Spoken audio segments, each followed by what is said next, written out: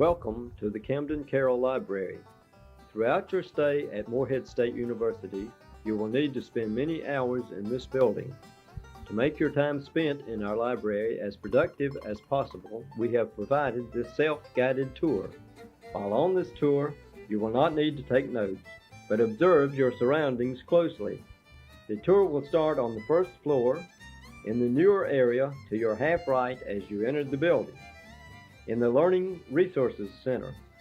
This is probably where you are standing now. If it is not, you should please turn off the tape player while you walk to this area. Libraries today have collections, cataloging systems, circulation, and reference. Today's libraries also present their information in a much more accessible form. Let's take a look at what's possible. I didn't know the library had bestsellers. Do you think they'll have Stephen King's new thriller? Probably. Let's look. Oh, here it is. Great. I don't see Daniel Steele's new novel. Remind me of...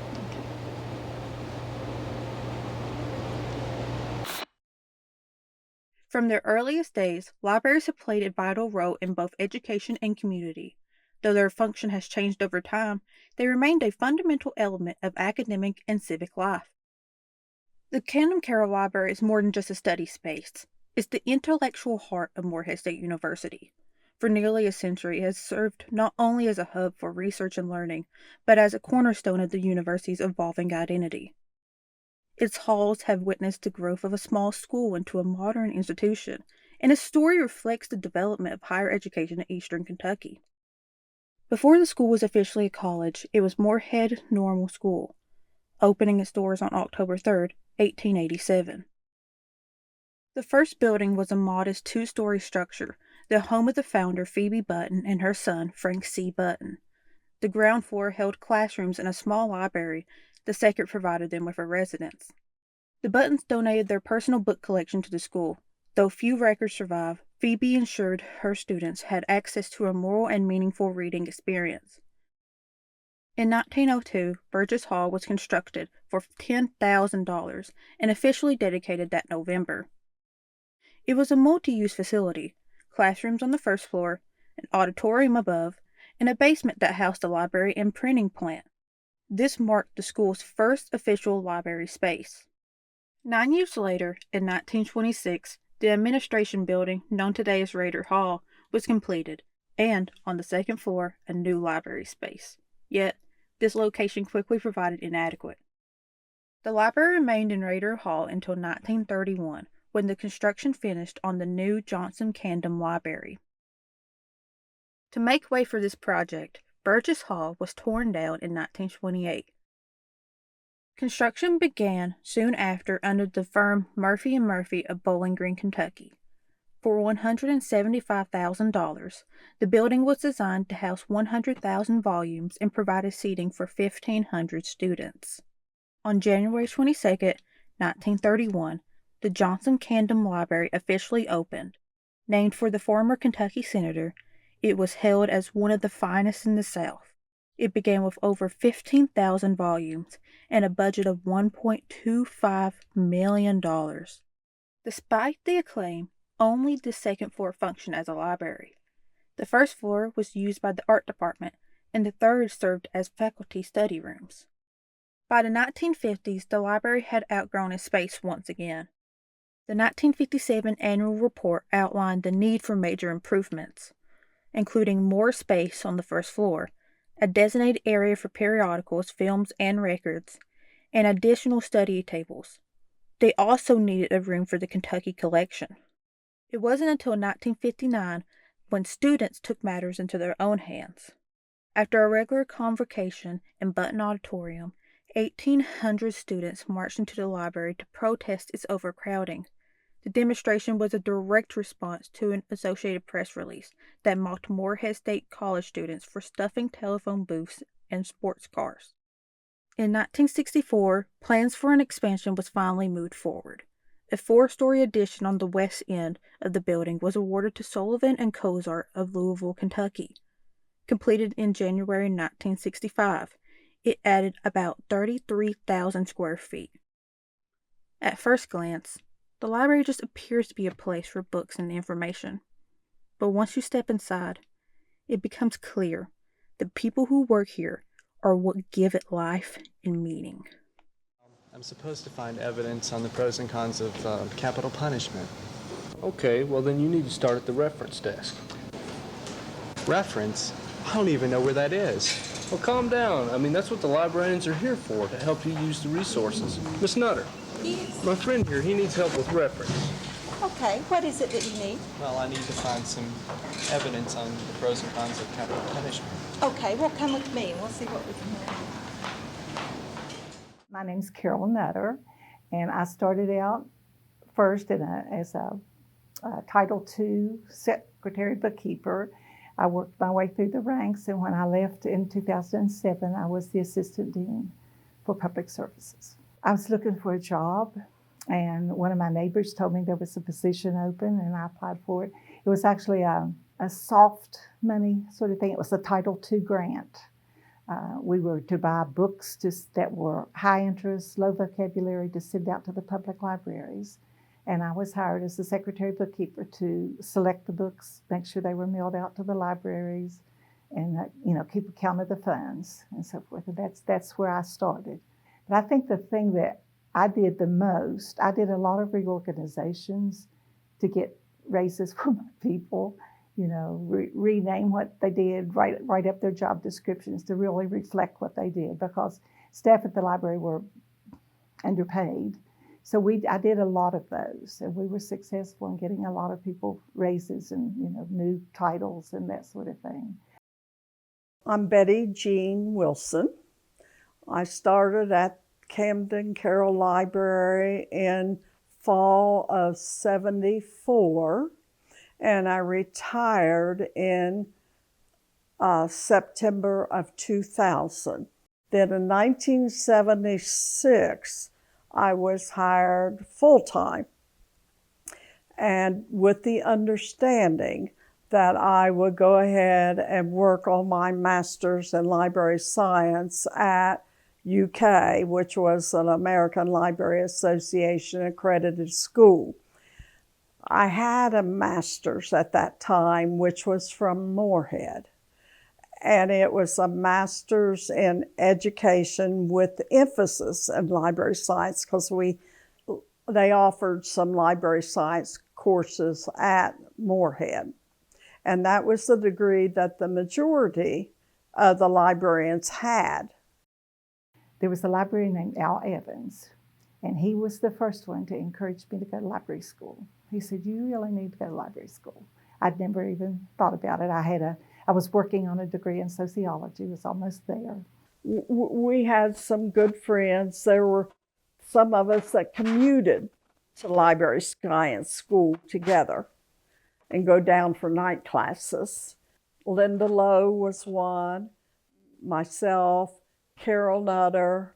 Then there were a couple others that haven't been with the university for a number of years. Dr. Ellis called me and asked me to come back in a librarian position. It was a part-time, and so I thought, well, now's the time, to get that library degree. So I started commuting. Betty, I think, was already taking some classes, so she and I commuted a lot. At least once every week we were on the road to UK.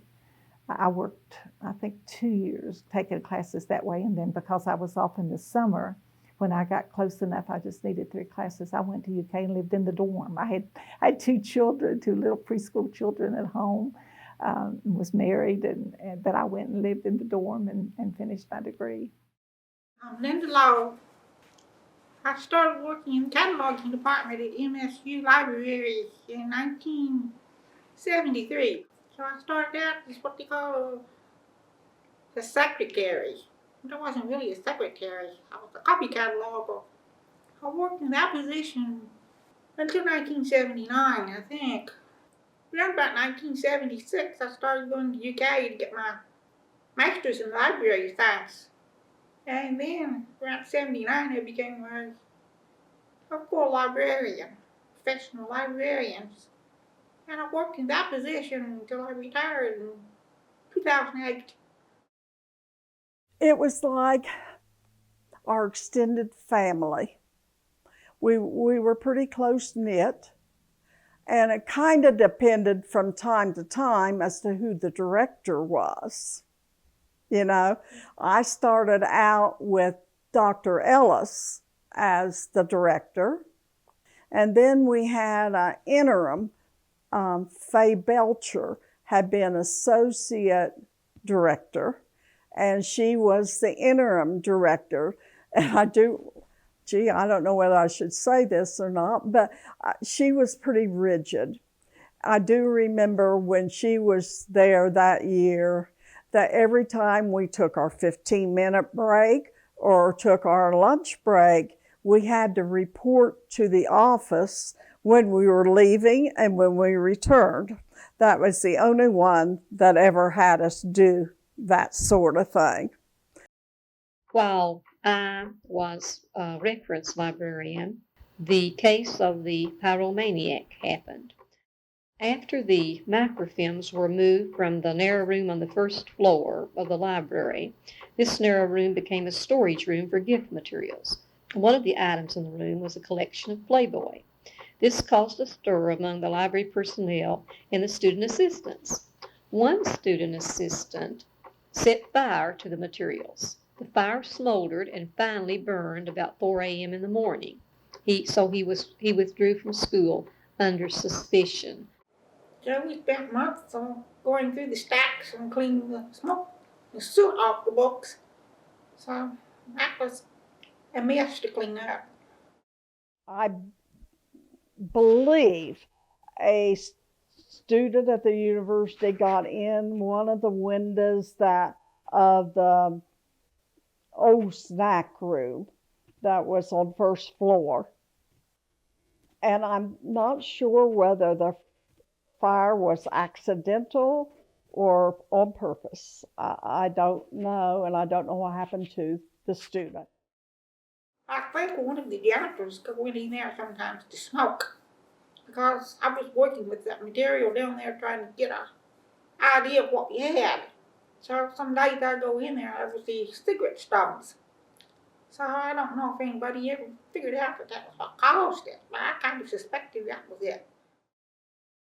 I chaired some committees in the library and was the one selected to go to faculty senate meetings for a full year and see how the faculty senate operated and everything, because there was a staff congress and a faculty senate, and librarians were not considered to be in either one. We were not represented.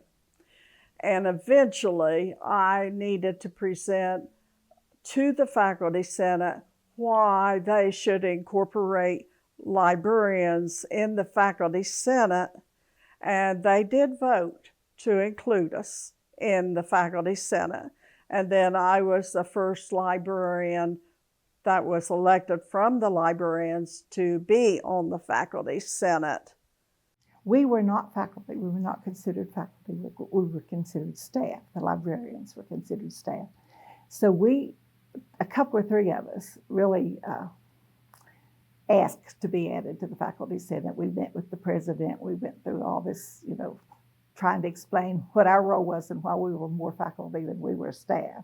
We were successful in being added to the faculty senate, and it was interesting. I actually served as chair of the faculty senate. I think the only librarian that has done that. So I'm sort of proud of that. Yeah, we had some opposition from some faculty. Let's put it that way. That really didn't think we belonged there. So it was always a constant trying to convince him that we did belong there. Some people were convinced and some weren't, but it was a good experience to be on the Senate. I'm Helen Williams. I started in 1968 as an order clerk. In those days, it was common for staff people to be hired, especially women, at the library because they were the wives of students. And so we had to supplement the income or be the income for our husbands. And so I was hired. My husband was a full-time student, and they hadn't had an order clerk for a long time, so it was like the days when there was lots of money to buy lots of books, and there was a huge backlog, and all I did was sit at a typewriter and type out order forms From 80 to 82, I was really sweating it because I wasn't a degreed librarian. There were layoffs, and people had to be let go. Did that for 18 years, 20 years, 50 years total in libraries for me, and decided that I had the years in and I would just retire. The director who hired me, Dr. Jack Ellis, was driving back behind the library one day, and he said, they need a director of the public library. You need to go apply. And I'm like, no, I don't. I'm not a public librarian, and I don't want a full-time job. I don't want to do that. And he's like, you better go apply. So I did. And I got it, of course.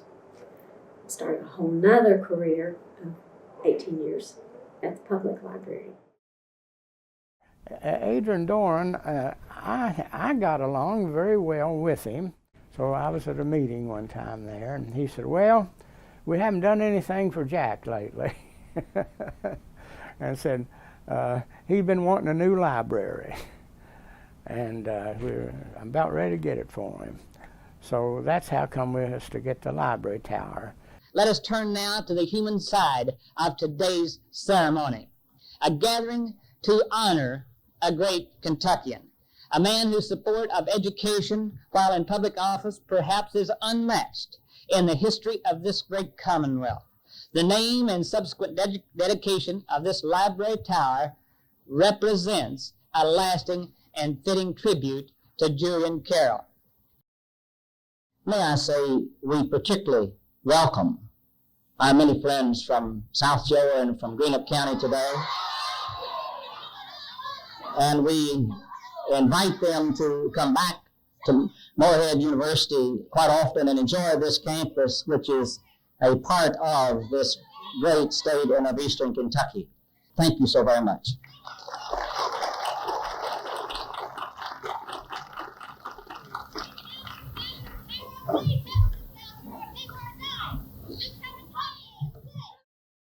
I was working up there on the third floor at the time.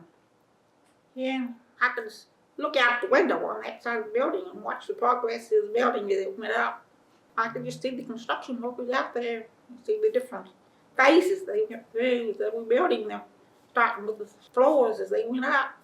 As the tower got higher, then most of the view was blocked out. My name is Alma Fairchild. I began working at the Camden-Carroll Library full-time, 1979, until I left in retirement for, October 2005 was when I left. It's already been a long time, and it does not seem like that could be true, but that's how long I was there. I began in what is called the Technical Processing Department. We all called it Cataloging Department. It was on second floor at that time. Then I applied for the position on fifth floor of the library, the new tower. We always called it the new tower, even though it was starting to get some years on it. And I was working in special collections when I retired. My name is John Burton. I've got a master's degree in education and an undergrad degree in education. I worked in the Camden-Carroll Library since October 26, 1998. The students would come in, the teacher would send me a paragraph all those years of what they want to teach and what books we need to get out so the students can use them to do their teaching of a certain, maybe a topic or a subject. Been doing that type of teaching for the past at least 25 years, because when I first got hired in, I operated the circulation desk for probably a year and a half, 2 years. I'm David Gregory. I was the dean of the library here for several years. I found this library to have so many resources, and many of the resources are the people themselves who work here and who do so much of the work and the influence here.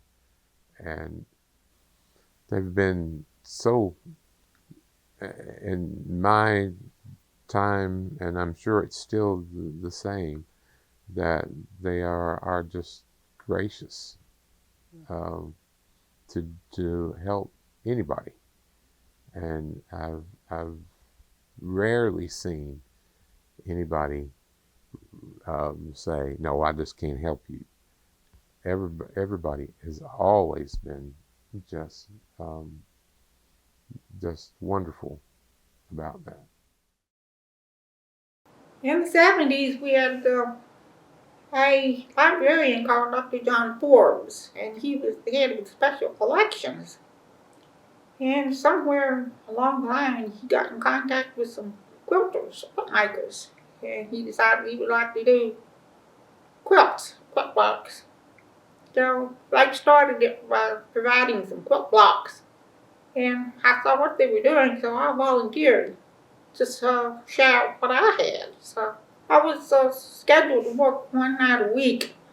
So what I would do is I take my fabric and my stuff up there, and I would piece the block that night. Sometimes when the librarians would retire, we would make them a memory quilt. So I think we did around 5 of them, 4 or 5. The first one that we made one for is a girl who worked in the cataloging department. She worked there for a year or so, and she liked quilts, so I decided that I would have people make a block for her. So that was the first one we did. Her name was Claudine Hale. I think after that we made one for the director when he retired. That was Dr. Jack Atlas. And then we did one for Mildred Stanley, Margaret Stone, and Betty Morrison. The only other quilts I made there was I made a baby quilt for a couple of wee women who left.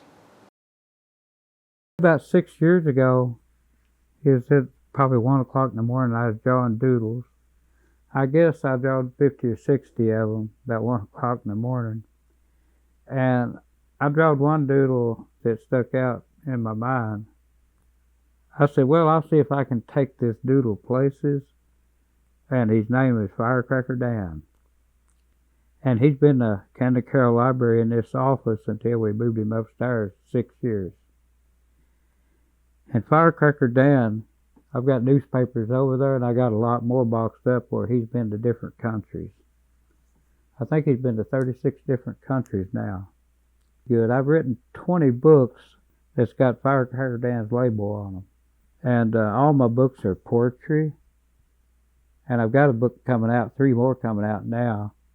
One's called Blackbird Mountain, and nobody knows where the Blackbird Mountain is. And some people, they emailed me, said they're going to find it, whether I like it or not. But Firecracker Dan is pretty famous at Morehead State University. John Bunyan, you know him? This is his last will and testament right here, 1685. And he died in 1688. He was 60 years old, born 1928. What made you put that in the display with Firecracker Dan? I put it in there so nobody get it. As long as it's in here, I don't think they'd ever bother it. I am Sherry Kelly, and I work with regional campus students and in instructional services. That's what I do now. I started as a student, my first year as work study as a freshman. I worked in the English department. And then the next year, I got a job in the library. And I honestly don't know why that happened. I think maybe they had too many in the English department. So I ended up here in the library working for Helen Williams in the LRC. And basically, except for one summer, I was there for 4 years. And it was a lot of fun. It really was. There were a lot of work stays at the time, and there were more staff at that time, and it was kind of like a family. There were, in LRC at that time, we were just starting to get like computers where students could use them, and mostly they typed their papers. We all got along. I think we all liked each other. Maybe there might have been a few spats, but me being hard of hearing, I didn't know about it. We did a lot of activities a long time ago that made work fun. I thought it was fun anyway because I loved books.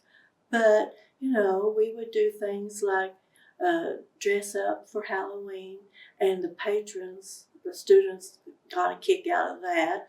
I never really dressed up. Maybe once or twice I dressed up. We had lots of Halloween parties. We would have spring flings. We would have Christmas parties. We had so many parties that one time, and this was early 2000s, we had a rather new librarian come, and he was my supervisor, and he was a lot of fun. And he hadn't worked here maybe a couple of months, and it was the change of the season from summer to fall, and he knew we had a lot of parties. Like every week it seemed like we were bringing food in, having some kind of potluck. So I told him, I went to his office, and we didn't actually do this, but I told him, I said, Jason, are you ready for the fall party? And he said, what am I going to have to bring now? I said, oh, there's going to be food. But I said, everybody in the library goes out in their yard and they collect a bunch of leaves and put them in a big old trash bag. And then we bring them in because back in those days, we decorated for our parties. So I said, make sure you get your leaves. So sure enough, before we left that evening, he was like, well, I guess I'm going to have to see if I can find enough leaves. We had retirement parties. We always had a big Christmas party. That was a special time. We would have a potluck at Christmas and invite the retirees that were still living in the area to come to our luncheons for Christmas. I don't remember an event recently, but they're trying to get the events to come back. I'd say the last event we had was probably like a little get-together, a little eat-out. It was probably a couple years ago, 3 years ago. It's been a while. I've been retired since September of 2000. That's been almost 25 years. And I'm very fortunate to live 25 years after retirement, But things have changed considerably at the library. Well, when I was there, we went through the process of changing from the card catalog to the online catalog, and I was very involved with that. We were still using books quite a bit when I left. I left in 2007, so there's been a lot more change to non-books since then. But it was beginning to change. When I was in library school, they said by the year, I think they said 2000, there won't be any books, which of course hasn't panned out, but it's moving that way. Really, there wasn't much technology. I mean, we had electric typewriters. At the time I worked at Circulation, which would have been early 80s, I guess, we still used the checkout cards, and people signed the cards and their name and their ID number rather, and so forth. So it wasn't automated at that point. When I arrived, we were doing what we called retrospective conversion. That was where we were putting everything online, but we were inputting it in the computer then, and that was one of my first jobs. I was doing the inputting of retrospective conversion. We had something there called a Library Consortium Search Group, and I was one of the 4 librarians that people would come in, and we would key in data and do the research for them. They didn't have access to go to the databases themselves, so we were a search team that did the searches for them, and we charged a fee. It was hectic. We actually had a librarian or 2 that retired because they just didn't want, to deal with that. Some that had been there a long time and were really used to the books and the card catalog and so forth. But I thought it was a challenge. The advent of internet was probably more exciting to me, even than the card catalog, and trying to, get in on the ground floor of that and work it into the way the library worked and so forth. Finding information is a whole lot easier anymore, but the trouble is there's so much information, and if you're not careful about what sources you're looking at, you can get a lot of misinformation. My name is Jasmine Lewis. I'm the Dean of Library Services here at Morehead State University. Prior to coming to MSU, I was the Public Library Director at Round County Public Library. And before that, I worked for the Library of Congress and several other government libraries in a couple of states around here and there. With the rise of digital services, it's very hard to balance that with your traditional library functions because of the cost. These digital materials are often much more expensive than what a traditional resource would be. So in order to serve our students, we're trying to very much ride that line to make sure that we have enough digital resources for people that are not on campus. But the problem that we run into then is usage for those items, and how many times can you use it for this exorbitant fee with digital things. So we're trying very hard to do that, but also we're finding that a lot of people just really like to still have a traditional book in a hardbound version. What we have now with the academic advising and the tutoring people, yes, they took up a big part of our library space. But it's interesting to me to get to know them, and a lot of times students come in, they bring in more students than we've had, in my opinion, for the last few years. It's interesting to get to know a whole different group of folks. I'm not saying I would have ever chosen to have give up any part of the library, but yeah, it's just all about change. So the renovations that are going on at Camden-Carroll are going to be pretty extensive. The second floor is going to be offline for most of the rest of this spring 25 semester into the summer and possibly into the fall. We are getting all new lights and paint, flooring, and ceilings in most of those areas. And then our classroom up there will also be getting an overhaul as we're getting ready to move the makerspace up to have a bigger space upstairs. So we're going to have all new expanse across that second floor. We got all the shelvings out, and they was, I guess, thousands of books on the second floor.